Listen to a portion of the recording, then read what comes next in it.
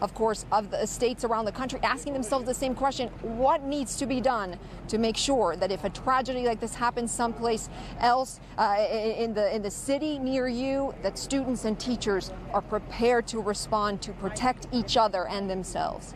And very quickly, Rosa, they say they found explosive devices at the school, elsewhere in the area. What do we know about these explosive devices? I know they've warned folks in the area, be careful if you see something, say something, be careful if you see anything suspicious at all. What kind of explosive devices are they talking about?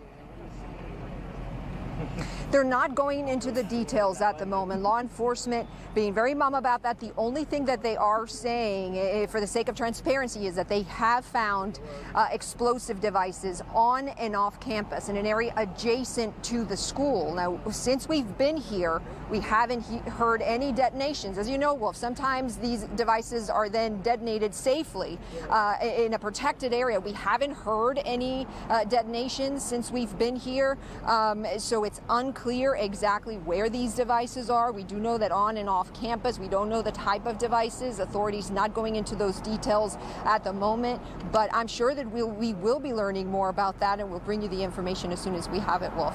Yeah, that's extremely disturbing right now. If there may be other explosive devices at large as we speak. And we're going to get back to you, Rosa. I know we're standing by for more briefings where you are in Santa Fe, Texas. We'll have a lot more from you. That's coming up. But our crime and justice reporter, Shimon Prokupecz, is working his sources as well. What are you hearing, Shimon? Yeah, well, first, we have some more information about the gunman here, the suspect. It's a 17-year-old male, and as we've been reporting, it's a student at the school. The big concern, I think, as you indicated just moments ago, is these possible explosive devices that could be other parts of the community around the school. That seems to be the big concern right now for law enforcement. They've been asking folks there if they see anything suspicious to call 911, because there is an obvious public safety risk. In terms of the number of shooters here, based on the conversations that we have had with law enforcement, appears to be only one shooter right now. It's not clear why this second person was detained and is being questioned, but this happens a lot in these kinds of situations where something perhaps suspicious occurred here and they wanted to talk to another person. And the other thing is going to be, what level of planning did this involve? Because it seems in order to build these explosive devices, what law enforcement is calling explosive devices, would require some time and some planning, and then to place them around different locations would require some planning. So that's a key part of this investigation, is going to be something that law enforcement is going to want to dig into. And also the weapon, the weapon that was used here. Obviously, how did the gunman get his hands on the weapon? That is going to be a big part of this investigation as well. And we know at least one police officer was injured, apparently shot. Is that right? Yeah, that's what the hospital said, and this was the resource officer. So that means this was the officer that was at the school there for obvious reasons, to secure the school. Armed police officer. It appears to be an armed police officer. We don't know. In some of these situations at schools, the resource officers maybe aren't armed. I would think in this day and age, you would expect someone to be armed. So based on what we know, it seems like this officer encountered, maybe engaged the shooter, and obviously that's how he was shot. The hospital said he's in critical condition. So the police there, again, you have a situation here where the police were on scene. There was a resource officer there. Looks like may have engaged the shooter, and still could not prevent this. And this is going to obviously bring up a lot of debate. The shooter himself, the 17-year-old youth, was shot and is now in a hospital. I don't know if the shooter. I know that he's in custody. But we don't know if he was shot. There aren't any indications that he was shot. But he has been detained. He has been detained, and police are trying to question him at this point, and hopefully we'll get some more information on that. I know you're working your sources, Shimon. Stand by. A 15-year-old Layla Butler is a sophomore at Santa Fe High School in Texas. She's joining us on the phone. Layla, thanks so much for joining us. First of all, how are you doing? I'm really in shock. I really haven't been able to process what's happened yet, but it's just been a crazy day. Tell us what you saw and what you heard this morning at school.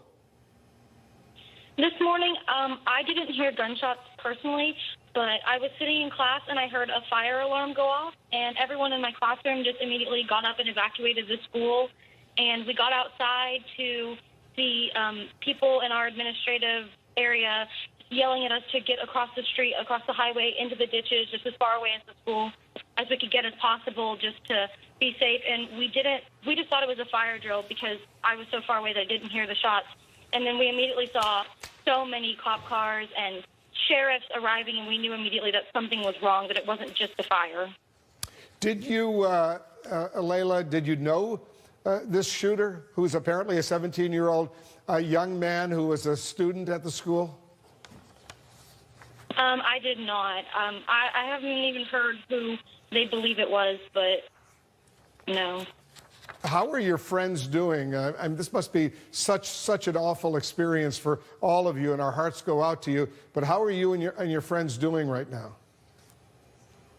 We're all really just devastated that such a tragedy could happen in our small town, that we're all so close because it's a small school that you just never think that something like this could happen, and when it does, it affects it so much, especially after having Harvey affect us at the beginning of this school year, and now we're having this. It's more than we can handle.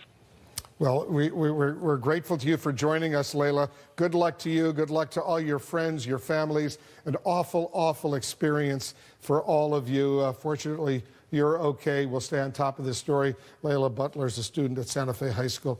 Layla, thanks very much. We've got some more breaking news, new numbers coming in right now. Shimon is with us. We now know that, 10 people confirmed dead. 9 of those students, 1 a teacher. That's right. It's now 10 dead. Remember, the police, the sheriff, they're saying at the press conference that it was anywhere from 8 to 10. We're now being told by law enforcement that it's in fact 10, 9 students and 1 teacher is what we're being told. We're also being told given more information about these explosive devices that law enforcement and police there are concerned about.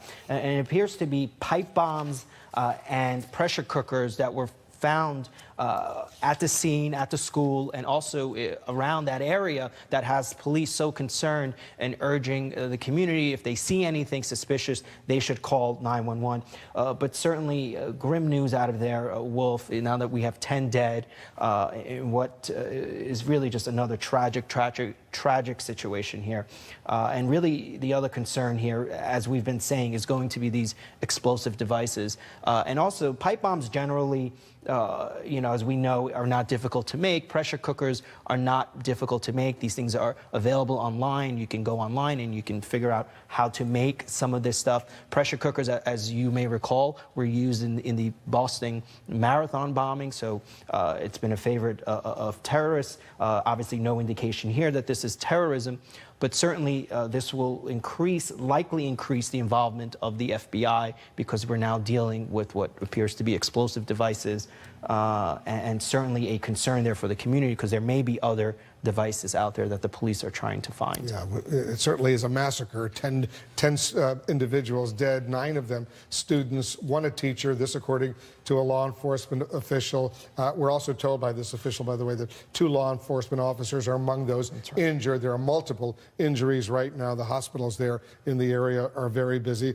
Jonathan Wackrow is joining us. He's our CNN law enforcement analyst, a former Secret Service agent. So, Jonathan, when you hear that pipe bombs, pressure cookers were found at the scene, found elsewhere in the area, and there's a lookout for more, what does that say to you in addition to this shooter going out and killing these people?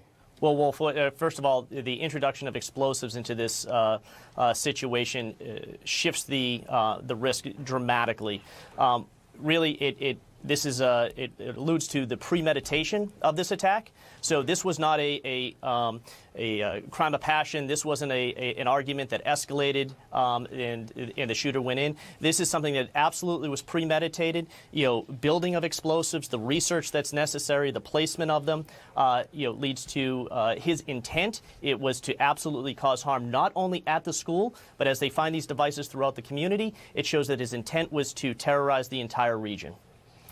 Pipe bombs and pressure cookers, they, as we know, and as Shimon pointed out, reminded us about the Boston Marathon, what happened then, they could be very, very deadly. If there are others at large right now, people have to be very careful, right? Absolutely, and these devices can be disguised. They can easily be secreted throughout the community. They are very easy to make. You can learn online how to make these devices and how to effectively deploy them for the greatest amount of harm. So right now, what we're seeing is what was a regional, which was a contained incident at the school, is now a community-wide incident that's really going to spread law enforcement thin over the next few hours, searching and ensuring that all those devices are found. The notion, though, that this shooter went out there and found and murdered nine students, one teacher, and injured multiple others, and with these pipe bombs and pressure cookers there as well. You point out this is a planned event, not just an act that momentarily someone gets crazy and starts shooting. This is clearly something that was in the works for a while. Absolutely, and motive is key here. What law enforcement is doing right now is they're looking at this individual. They're looking at all of his associated groups. Hopefully, they started looking through his social media and digital platforms to see, ascertain what was the motive and who is he targeting. Was he targeting the community as a whole, specific parts of the community? That's going to come out, pretty quickly. Tom Fuentes is also joining us. He's our senior law enforcement analyst, formerly with the FBI. What do you think, Tom? Walk us through what law enforcement is trying to figure out right now. Well, I think they are trying to figure